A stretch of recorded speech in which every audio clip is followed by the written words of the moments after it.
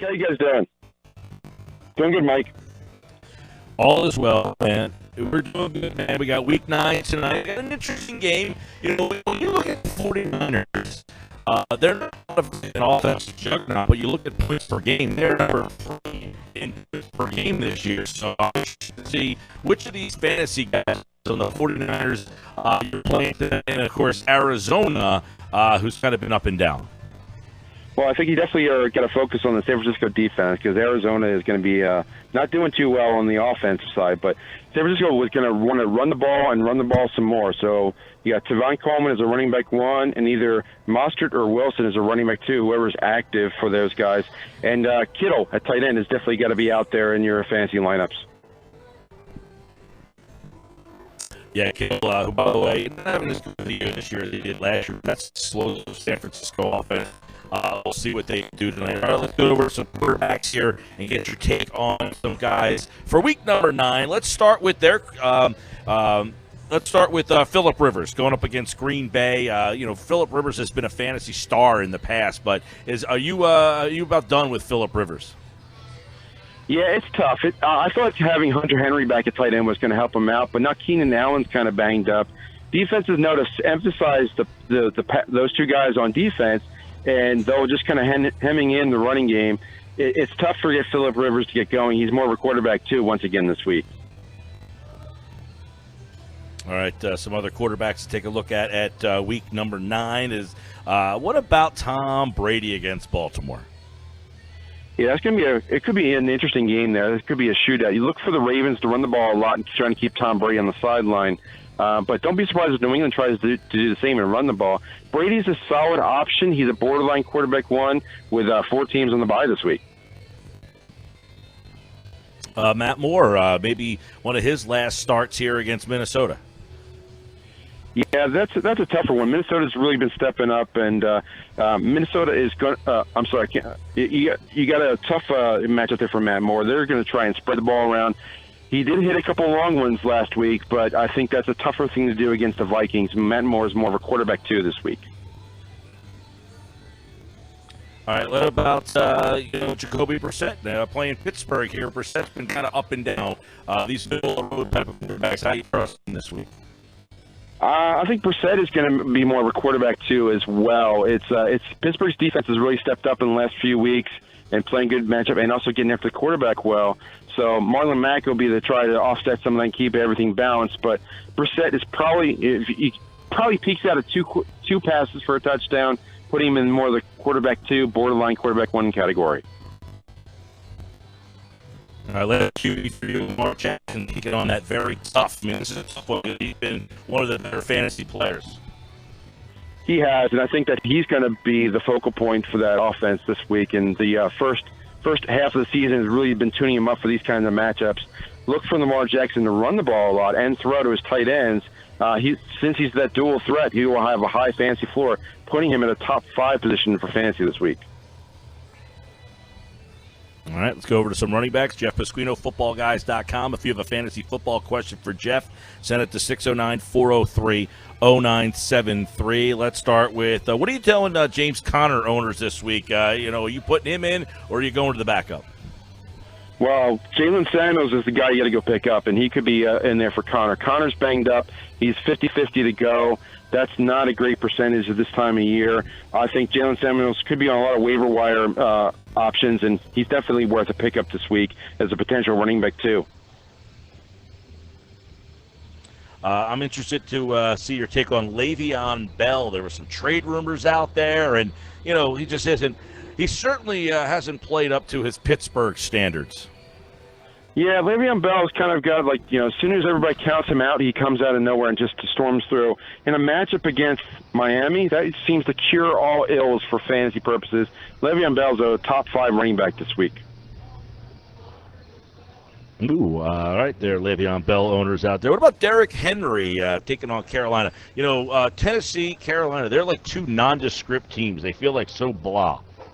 Yeah, they're kind of like the vanilla teams in the NFL. I think that Derrick Henry is a solid option just because on volume alone. He's going to see 20-plus touches. Tennessee's banged up at the tight end position. Quarterback's up and down. Henry's the one consistent part there, and they're going to run the ball and try to play a win a game that's like 20-17.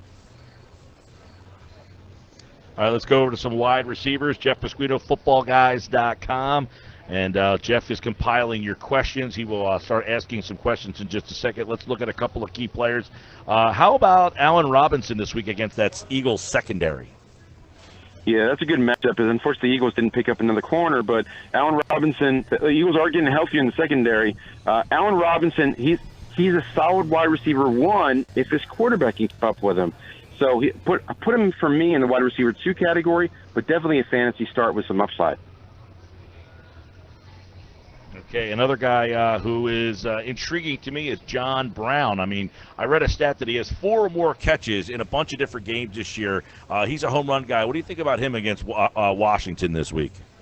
Well, always need to be wary of weather in Buffalo as the weather turns colder, and we head to November. But we have him as a wide receiver 2 this week for the same reasons you were talking about. Up against Washington, strong matchup. The running backs are kind of banged up. I think John Brown's a solid play this week. Juju Smith-Schuster, is he on the same page now with the getting Mason Rudolph in there? Yeah, with Mason Rudolph back, he looked a lot better. Mason Rudolph isn't afraid to throw the ball up there and let Juju go make play, and Juju showed that he could. So I think he's a strong wide receiver too, with solid upside, and again with a short week with 4 teams off. All right, last wide receiver before we get to the questions this week from our listeners. What has the quarterback situation done?